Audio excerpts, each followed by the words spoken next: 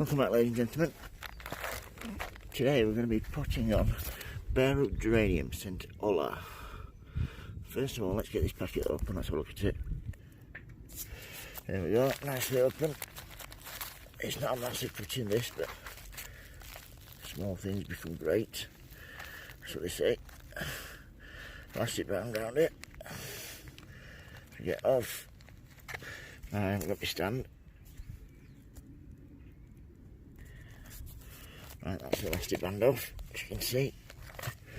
And there's the bare root. So, yeah, looking really good. Really pleased with this. I know it doesn't look much at the moment.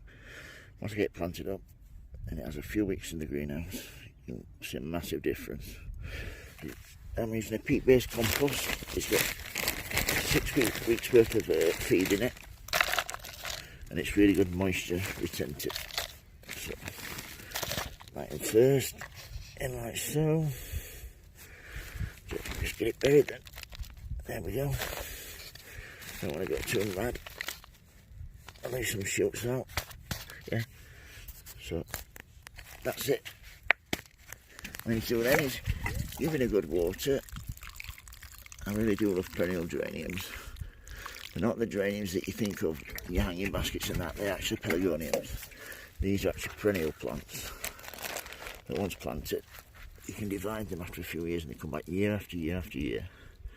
So yeah, it says there, plant February to May, flowers May to August, perennial for the garden patio planters, 12 inches to 30 centimetres.